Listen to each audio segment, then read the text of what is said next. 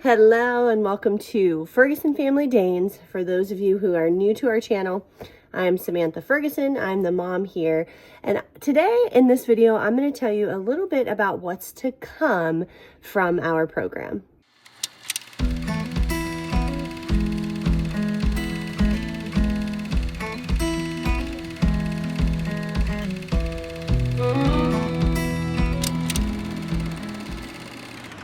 So I thought about this being a part 3 video, but then I thought, I think I'm going to kind of combine telling you a little bit about our dogs, the colors that we have available, and then the pairings that we have upcoming, and potential colors to be expected that we should have from those litters. So I thought, well, I'm going to be talking a lot about colors, the colors of our Danes, the upcoming colors that we have, and the colors of the puppies that will hopefully be produced by that pairing.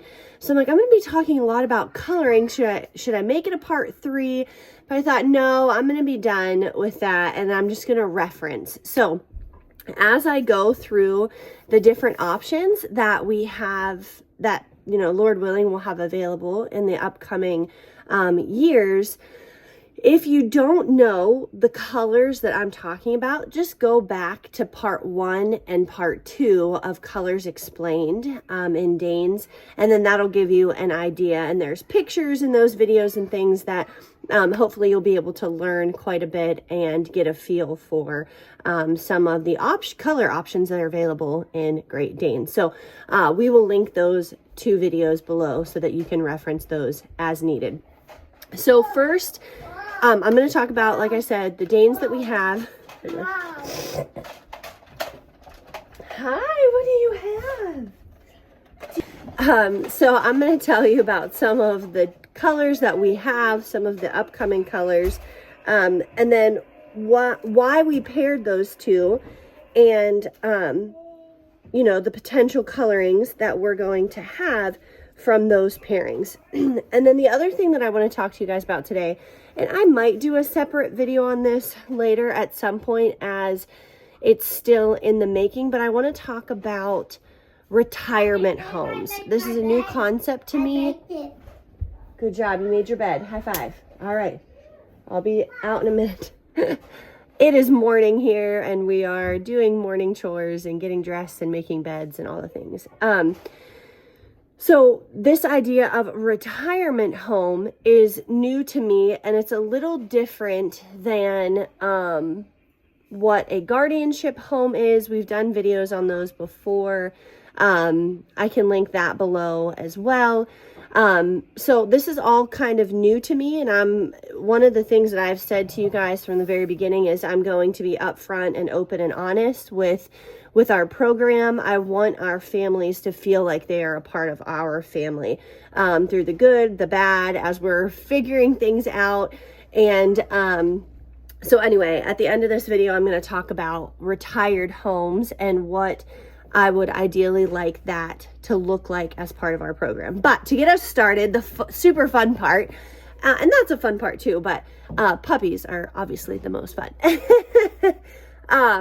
So let me tell you about our 2 girls. So I'm going to give you just a brief history. If those of you who are new here and don't know how our program got started, I'm pretty sure I've done a video. If I have, I will link it below. If not, that'll have to be put in our future video list. But we started out with our beloved Benelli and Kimber. So those are our 2 girls that we got started with. They are living their best lives, retirement in our home with our children, and we're so thankful for them. And they really started this process and the love that we have quickly realized that we have for the Dane, the Great Dane breed. It's truly a phenomenal breed. So we were about 2 years in, had our first couple litters of puppies, and we sat down as a family and said, are we going to continue this? Because if we are, let's do it. So in enters our 2 studs that we got, Remy and Colt.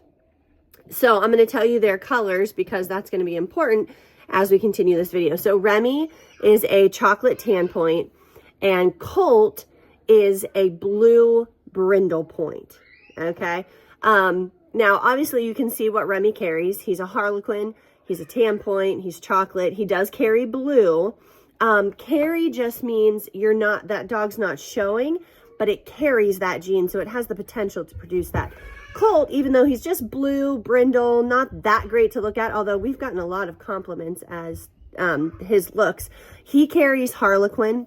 He also carries Pie. And we talked about brindle point, tan point, but he's pointed, brindle point.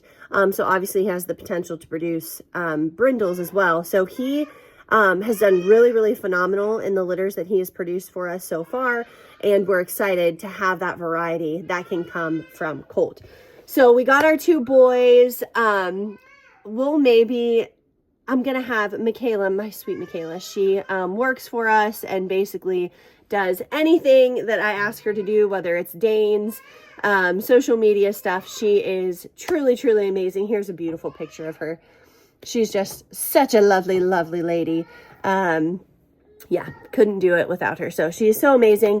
And she has been taking over editing my YouTube videos and doing all the social media. But some puppy clips of the boys when they were first here, because they were super, super tiny. And it's so crazy to see how big they are now.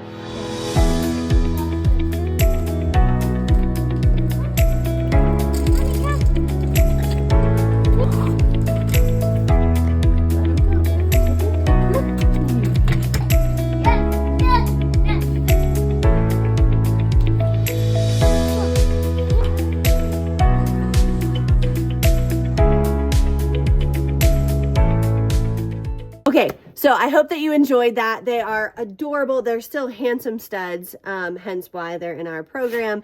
But looking back at puppy pictures, it's just super cute. So those are our 2 boys. And then, I can't remember, was it 2 years? 2 years later, we got, with Kimber and Benelli reaching retirement years, we got 2 new girls that would replace them. And their names are Tanner and Winnie. Tanner is a black tan point. She carries blue and chocolate. So that is huge, and I'll explain why in a minute, but she carries blue and chocolate.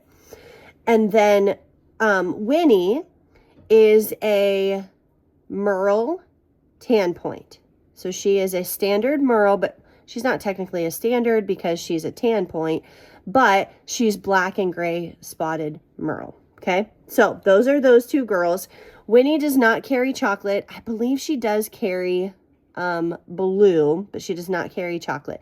And I'll explain that in a few minutes and why that's important. But they're both tan points. And the funny thing about Tanner and Winnie is that Tanner's tan points are almost like, they're not orange, but they're like a deep, rich tan, versus Winnie's are like really light. So even though they're both tan points, the shade of tan in these 2 girls is pretty different. So that's pretty neat. So I did not plan it, you know, in breeding, it's really a long-term game. And I did not plan accordingly. Like, we're getting started and there's so many new things. So basically, year of 2026 upcoming, we are going to have no potential litters that we could have for girls in our home. So when I realized this, when Kimber had her last litter, and I knew it was upcoming, but it's like one of those things that you don't necessarily want to cross the bridge until you get there, but that's not how breeding works. You have to be prepared for that bridge when you come, because when you come up to that bridge, if you're not prepared, you're kind of up poop creek and swimming underneath the bridge. So that's kind of where I found our program. So we have been searching the last month or 2 to see if there is a potential girl that would be available for us to add to our program to kind of get us through that year. So I'm pretty sure we've officially made this decision.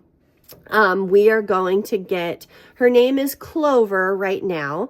This is her, and she is a blue fawn mantle that carries chocolate and tan point. So again, if I'm using terms you don't understand, go back to those videos. But here's a couple pictures of her. Her name's Clover. Not quite sure what we're going to name her yet, but she's going to be added to our program. She'll be 2 in April. So we're excited to see what puppies we can get from her, and I'll talk about her more in a few minutes. And then we're also going to get another puppy. Again, we don't know her name, but she is right here. So here's 2 pictures of her. She is a pie. Again, go back to those videos, people. She is a chocolate Merle tan point pie. Okay, so this is our new puppy. Again, nameless puppy as of right now, but we'll keep you guys updated as we decide that. Okay, so we've got Winnie and Tanner upcoming, and then we've got our which actually Clover will start having puppies before Winnie and Tanner because she's about 6 months older. And then our other new girl, you know, she's 2 years out. Oh, and how can I forget? Dun, dun, dun, dun, Miss Browning. This is Miss Browning. I have wanted to produce this puppy. I've always wanted a chocolate tan point puppy. So this is Miss Browning. We'll call her Brownie.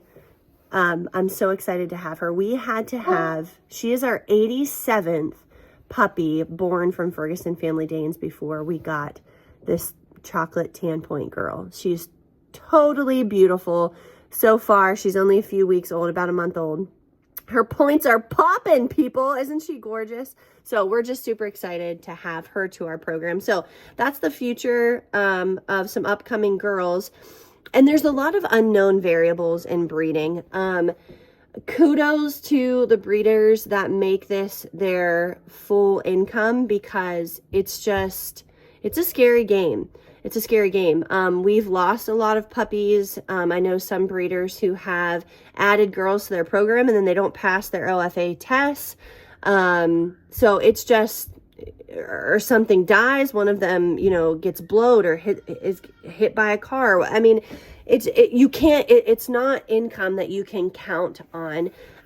So, you know, we do it on the side. We put all of our heart and soul into it, but, I don't know how the breeders that do this full term, they are much better people than I am.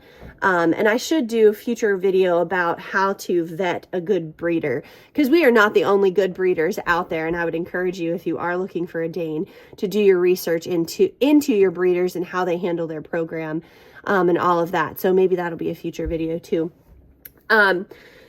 So with this, back to this year gap that we have, you know, no, Winnie and Tanner aren't ready. Browning's not ready. Our new puppy's not ready. Now Clover, we will have, and hopefully she can fill in that gap of 2026, which is why we're adding her to our program.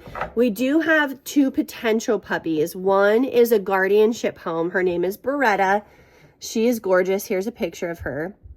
She is a lilac fawn Merle that carries tan point. My only hesitation with her is one, she just has, I can't say that her temperament is bad. It's just, we need our girls to be very socialized. Obviously, the safety of our children and our other dogs is of utmost importance. And this girl has no history of, you know, aggressiveness or anything like that. But she just, when she has come to visit, she's just been super uncomfortable. So now she'll be 2. This is one of Benelli's puppies. She will be 2 in May.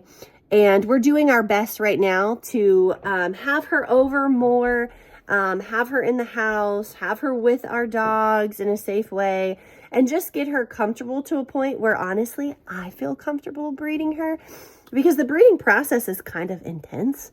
And then also the whelping process is pretty intimate. I'm sure some people are like, oh my gosh, that's just dogs. But, well, you try doing it. Or don't do it and let them have puppies in the backyard. I mean, I don't know. But for me personally, I'm very hands-on. I'm with the dogs. My oldest girls help. They're there. They're literally in our living room. And I want to feel really, really comfortable with this dog. And we just don't have that relationship with Beretta yet. So we're working on it. So that is a potential. Like I said, she'll be 2 in May. That's when we can OFA health test and, start breeding her. But I want her to be comfortable. I want us to be comfortable. And so that's a potential for 2026. We also have another one of Benelli's puppies from the same litter. This is her. She is a blue Merle tan point. She's absolutely gorgeous. I've talked to her parents about potentially breeding her, but they haven't quite decided yet, which is fine. No pressure at all. So if they decide that they would like, that opportunity to be a guardianship home and have her added to our program, then we'll move forward with her, go through all the OFA testing, start getting her here to see if she, comfortable, just like Beretta. And we'll roll with that one as well. So that's, again, 2026 is really, really up in the air. And even if we do a good job of planning, like I am in 2027, 2028, in future, again, nothing is guaranteed in breeding. So anyway, that's what 2026 looks like. And I will talk about those pairings in just actually, I'll do that right now. Okay, so up first would be Clover and Remy. Okay, so these two, again, Clover is a blue fawn mantle and Remy is a chocolate tan point. Clover carries chocolate, Remy carries blue, and Clover also carries tan point. So in order to get a lilac puppy, you have to have chocolate and blue. So because both of these dogs carry blue and chocolate, they have the potential to produce lilac. So we will have the potential to produce lilac, blues, chocolates in Harlequin form because Remy's a Harlequin. I'm pretty sure, I don't know this. Again, I'm always learning. I'm never claiming to know it all or be a complete expert in all of this. I'm getting pretty good, but I think that Clover could produce mantles all on her own. I don't think Remy has to carry it, but I'm not 100% on that. I guess we'll find out, and I'll need to do some more research on that. So we could possibly produce mantles. So again, we can have all the colors in mantle, Harlequin, Merle, and then they will all either be tan pointed or fawn. Each puppy will have to be fawn or tan pointed. So we're going to have a pretty good variety from these two upcoming. Our next pairing, I'm not 100% sure of what we're going to do. Back to Beretta. Beretta, I was going to pair with Colt. Now, the issue with pairing her with Colt is blue and Beretta is a lilac fawn. If you pair, and lilac is basically a dilution of blue. So if you pair a lilac and a blue, you're going to get all blue or lilac, which is fine. And there'll be some tan point in there because Beretta carries tan point and Colt is a brindle point. So there is a potential to have tan point. There is a potential to do fawn.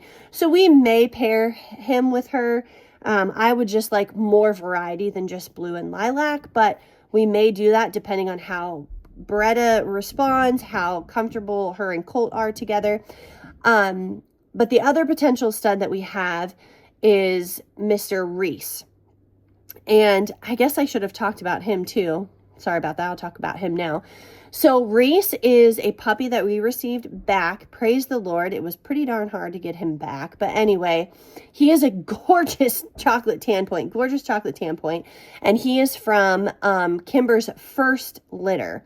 So he's just gorgeous. So we may pair him with Beretta. We'll see how she responds, how they react to each other, and where he's at. Right now, we would love to have him in a guardianship home so that we can have access to him to stud out when we would like that too, but we're just praying and waiting for an answer for God and for God to raise up a family to fulfill that position. Until then, he's with us. So this is Reese. And so that Beretta could possibly be with Colt or Reese, depending on, how it goes. And then, Miss Marlowe. So back to Miss Marlowe. She is a blue Merle. you cannot pair two spotted dogs. You have to pair, because spotted dogs in any form, whether Harlequin or Merle, they carry too many recessive genes to pair two together. So what happens when you do that is you end up getting deaf dogs, blind dogs. Not good. Okay, so we don't ever want to pair two spotted dogs, which is why as a breeder it's really important to always color test your dogs, because sometimes how a dog may visually appear may not be what they're genetically really are, which can be super tricky. So we always want to color test all of our dogs. But anyway, so Miss Marlowe, if she joins our program, she will need to be paired with who?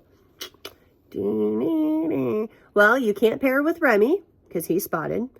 You could pair her with Colt, but again, you're going to get all blues out of those two. All blues, which is fine. We've had an all blue litter. So Colt is a potential, but ideally, we're going back to Reese, right?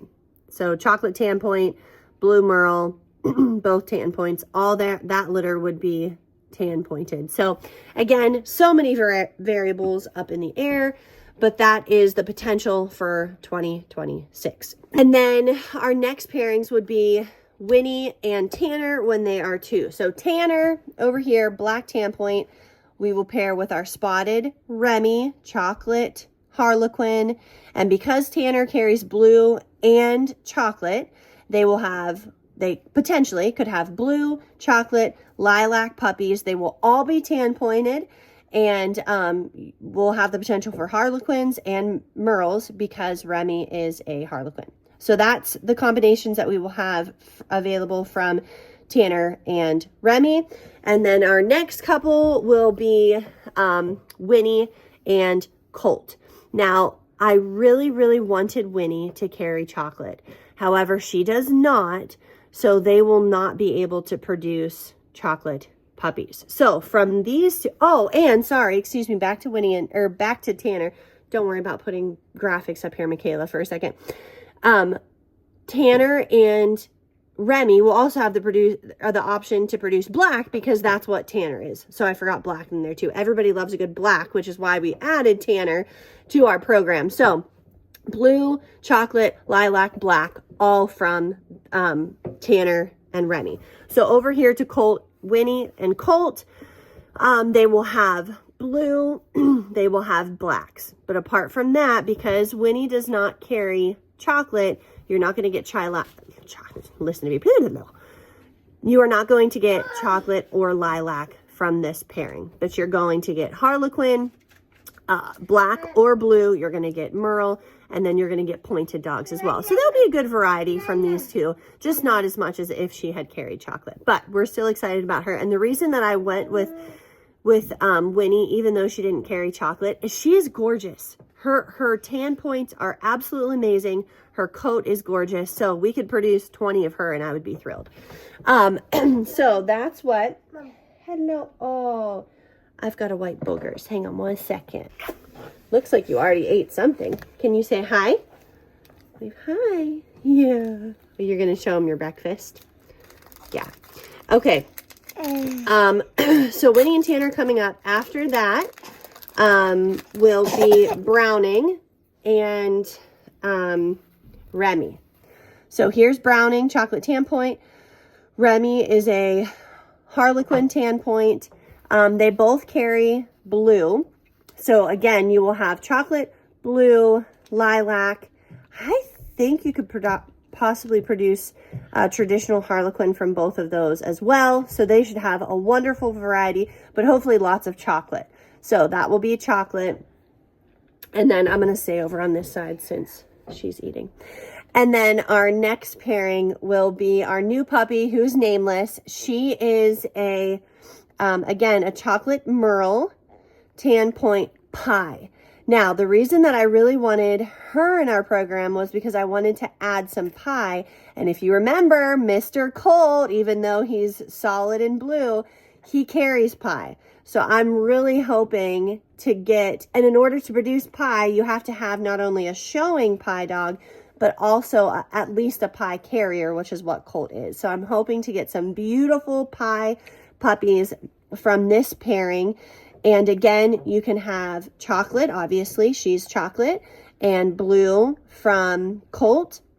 And because she carries Blue as well, they have the potential for lilacs as well. So that should be a really beautiful combination here in a couple years. So I think I covered all of our upcoming pairings. I know that that's a lot, but I'm so thankful that God has brought so many amazing families, and we are starting to get deposits on litters that we don't even have yet. Like with this past Kimber's litter, I had a couple of families interview, and they're like, you know what, we really want to wait. Can we put a deposit down now? So I already have, I think, at least 2 deposits on future litters. So I'm so thankful that God is allowing you guys to feel comfortable with our family and trust our process, trust as we navigate, you know, all these new waters and handle, Vanelli, you leave it. Thank you, good girl. All these new situations that come up and different things. So I'm so thankful for that. And thank you guys for trusting us to take care and raise this puppy and dog that's going to be your family member for years and years to come. So the next thing that I want to talk about briefly, and I'll give you guys just basically an introduction, and then I will come back to this video and do a future one, because one, it's new territory for me, so I don't know exactly how it's going to run. Good morning, Jency. And so I just need to do some more research. I need to talk to some more breeders, see how they handle this part, but I want to explain why our program is going to head in that direction, give you an explanation, and then as I get some more things sorted out, then I will obviously share that information and give you guys that opportunity. So a brief background is a guardianship home is you get a puppy, and then you raise that puppy and keep in contact with us, just like Beretta.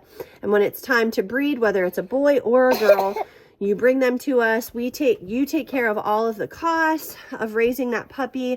Anything that has to do with breeding, we cover. So it's a back and forth game for a while until that puppy is retired. Then once that dog is retired at 5 for ladies, and whenever the studs are retired, we obviously haven't reached that point yet, but basically as long as he's getting the job done and not shooting blanks, I think they can go till 8 or so, I think is what I've heard. Again, we'll cross that bridge when we get there. Then they're your dog for life and to enjoy their retirement days with you. But, with how things have panned out with Beretta and up in the air with Marlowe, I think I want, if I could keep the dog in my possession until they are done in our program, I think that would make me feel more comfortable, because then I have more of a relationship for the breeding process, the whelping process. Obviously the dog would feel much more comfortable in our home and with our children. So this idea that I felt like God kind of brought to me was, we would really love to, when our girls are done, find retirement homes for them. And I remember when I first started contemplating breeding, and I was asking lots of breeders, lots of questions. Yes, tell them. Some of them will keep their retired girls, others rehome them. And I thought, that is so nasty that you just breed this dog, treat her like a puppy making factory, and then ship her off to somebody else. So that was my thought, and I never really entertained it. But the fact of the matter is, guys, this is a business, okay? If we are not making money, and I wish we made millions off of it. Trust me, I don't even want to know how little I'm getting paid per hour, because obviously I don't keep track of my hours. It's not much. Maybe I should do a video about that too. But we really do it because we love the breed. And again, I've talked to lots of breeders, and they're like, there's some money in breeding, but it's really a labor of love. Unless you're doing it full time, and that's why you're doing it. But the majority of the breeders are doing it on the side. So I thought, back to, that's so mean, that's so nasty. But the fact of the matter is like with Benelli, she's sitting here on the floor. I don't know if you can see her. She's like a Velcro dog. She just wants to be by me all the time, which is totally fine. Hambanelli. Yeah. She's retired. So we have her for the rest of her life, and she's not making any money. So I've had, and again, me not thinking ahead, I've went and set up savings accounts for these girls, because I'm like, how are we gonna have money to spare? How are we gonna have money for food? Or what about future vets? Or what if she gets sick when she's old and she needs a wheelchair? I don't know. We're gonna have to have money to take care of her. Of course we can pay for that personally, but again, this is a business that we're trying to run. So if we don't make any profit at all, we can't have puppies, which I know you guys would not love. So I would ideally like to have a few more litters a year than we do now, to simply make sure that we're covering our costs and we're not having a gap year where we have no puppies and no income to provide for food and all of those things. So that's why we're adding more females, but with more females, that's a lot more dogs. And I'll be honest, guys, even if we're building a kennel, you guys are following along in our journey there. So even if we're providing food and water and a safe place and safe environment and shelter and heat and all those things that the dog needs, we're taking turns. You can't have that many dogs. I mean, right now we have 6 and we're adding 3 more. So that's going to be 9. Plus, if you have Reese here and he doesn't go to a guardianship home, that's 10 dogs.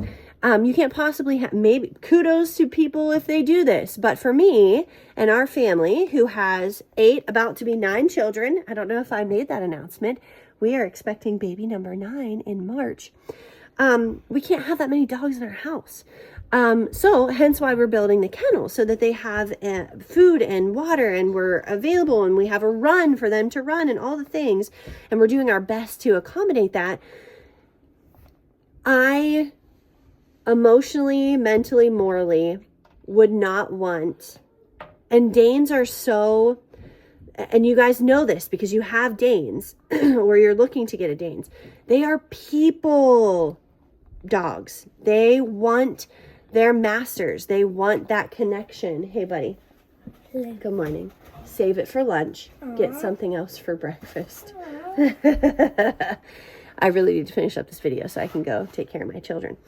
I just wouldn't feel right once you're retired to basically be a kennel dog. And like I said, we would do our best to rotate them, make sure they're all taking turns. But I think ideally for that dog, doesn't it make more sense that they would have a family one-on-one? So God really is softening my heart to that idea. And then, I'll get the comment, well, just don't have that many dogs, just stop breeding. If you ask any one of our families that have adopted a puppy, they're like, no, we love our puppy. We're so thankful that you did breed them. We want puppy number 2. So the work that we're doing, we're providing a really amazing service for families. One that is providing a family member that is loving and brings so much joy into their home. And we want to continue to do that. But if we're going to continue to do that, we have to have girls to do that. And if we have girls, then they're going to be retired at some point. So I would really like to start a retirement program. And what that means is, ideally, I'd love for you guys, for us to basically be promoting that this girl in 5 years, or this boy, once they are done in our program, will be looking for a retirement home. And that would be amazing if we could find families when these dogs are puppies and they first come to us. They could come and visit. They could go to their house and visit. But they're here the majority of the time. You can follow them along in their journey and be a part of their life and their breeding process and all of that. And then when they're ready to go to you and retire, you have a trained, well-behaved dog that has produced so many beautiful puppies for all these loving families. And then they get to, again, spend out their best days with you. So I'd really love for families to almost like pick a retirement puppy when they're little and then, like I said, have them picked out. But if that doesn't happen and we retire our girls and they're still kind of homeless living with us, that's fine. So there's a lot of variables that I don't know yet, but that's basically the the idea of what I would like to do. You know, I'm going to have to look up contracts and talk to other breeders and see how they handle it, and all the logistics and everything, and update it on our website, all that stuff that I'm going to have to, you know, spend quite a bit of legwork doing. But I wanted to give you guys an idea of what, now that we're approaching retirement years with some of our girls, and obviously Benelli and Kimber are near and dear to our hearts. They're our first ones. They are ours. And maybe there will be some females that come along, maybe Miss Brownie, that we'll end up, you know, keeping for ourselves. I don't know. But I just don't think it's in the best interest of the girls that we're breeding to keep them in our home just for the sake of it. I think them going to a home where they get much more, even with 8 children, having that many dogs is just too much. It's too much for the children. It's too much for us. And that dog's kind of being gypped of that affection and being Velcroed to one person. So that's what we would like to do in the future. More on that to come as things develop. But I know this has kind of been a long information video, but hopefully it was encouraging to you. Hopefully you learned some things. Gentle hands.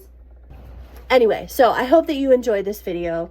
Thank you so much for tuning in, and reach out to me with comments, questions, if you're interested or have any idea of how, like I said, the retirement program could work, and we'd love to chat with you. So thank you again so much. I'm going to wrap it up. Give us a thumbs up if you like this video. Don't forget to hit subscribe, and we'll see you in the next one. Bye.